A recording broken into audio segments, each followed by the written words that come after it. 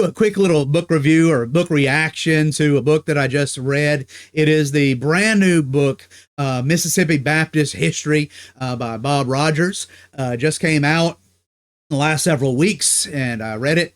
But I say brand new book. It's actually a revision of the old standard Mississippi Baptist history book by McLemore that came out in the 70s.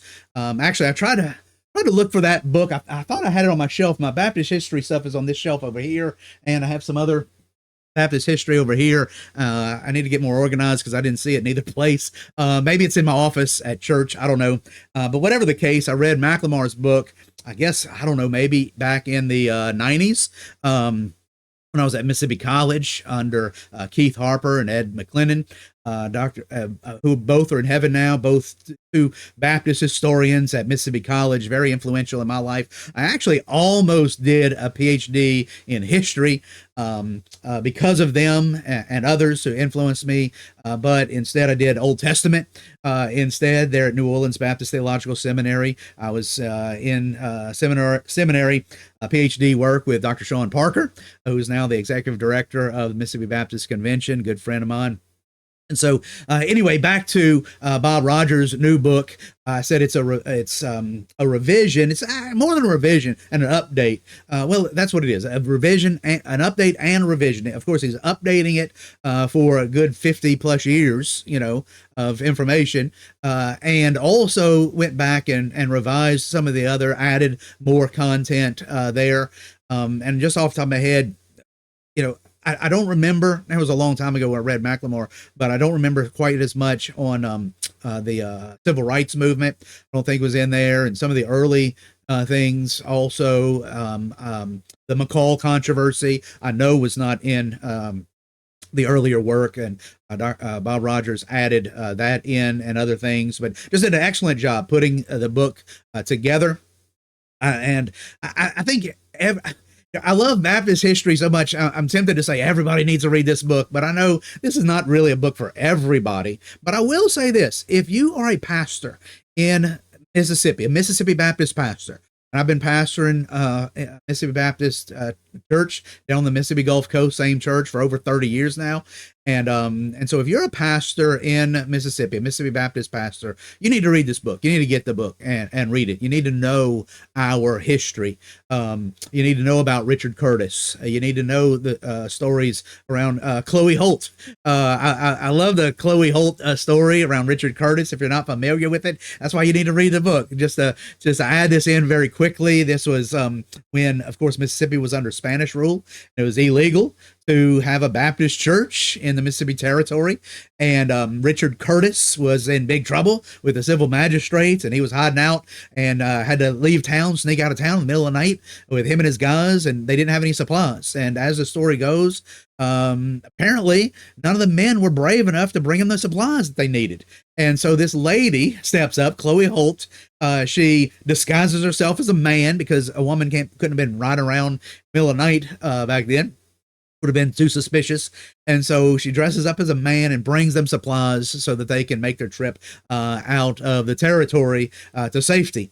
And so those kind of stories are all throughout the book. And so you just need to read it for yourself and be familiar with that. If you're a pastor in Mississippi, you need to know those stories. You need to know about the history of our colleges throughout the state. You need to know various executive directors like Dr. Jim Futrell, who did an outstanding job in his tenure in Mississippi. Helped me personally tremendously through many things after Hurricane Katrina, and even before that. I remember having some hard time in seminary, and because I was friends with his son, Rob Futrell, Dr. Futrell would call me sometimes just to check on me and make sure that things are going well and encourage me. He was a great guy. And so you need to know some of these people that are in the book that preserving our history. And so, like I said, if you're a Baptist pastor in Mississippi, let me encourage you, you've got to read this book. And if you're a layman interested in history at all, you should get the book. It needs to be on your shelf, and you need to have read it. If you're a reader, now if you don't read much at all, and I know there's a lot of people that just don't read a lot. You might read a book or two a year or something. This would not be probably on the top of the list. And that's nothing against the book. I would just probably get you to read some theology or biblical studies. But if you are a reader, if you read, even a dozen or so books a year, this ought to be on your list, if you're Mississippi Baptist. And so it would be a great resource for you to have. And now let me tell you a little bit about the book itself, sort of just the style and what he's trying to do. It is just a standard old school history book, just a 30,000 foot overview of what happened. He doesn't have a thesis. He's not making an argument. He's not building a case, and that's not a criticism. That's just what the book is. It's just an overview, saying here's what happened, and all the rest. And so that's the nature of the book. And so I'm not saying that as a criticism. Another thing is, because it's so broad, it kind of leaves you, if you're like me and wanting to know more and more about history, kind of leaves you wanting a little bit more, but that's just the nature of the book. Like I said, not a criticism. I really enjoy reading about the Civil War history, the War of Northern Aggression, as we call it, and that chapter was relatively brief and just a big picture. This is kind of what was going on and what happened, and all the rest. And so it doesn't get really deep. And like I said, that's not a criticism. It's just, that's the nature of this book. This is just a standard overview history book. And so it does what it's intended to do. Dr. Rogers, Bob Rogers, did a great job with the book.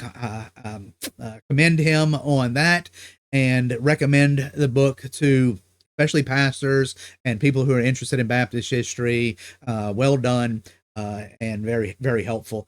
And if you are a Baptist pastor, you ought to be getting, I read in Baptist Press that we're all getting a copy for free in the mail, a hard copy of the book. So I'm looking forward to getting that. I haven't gotten mine yet, but I went ahead and downloaded it. You can actually download it for free. And I'll try to remember to put a link in the description. You can get it from the Mississippi Baptist Convention website, or maybe it's the Historical Commission's website. I'm not sure, wherever. I'll try to find it and put a link into it. You can download it for free. That's how I read it, or wait for your hard copy in the mail that I'm assuming they're mailing out soon. But there's several other things that I could say about the book, but I'm just going to leave it at that, because as always, I want you to get off of YouTube and go read a book.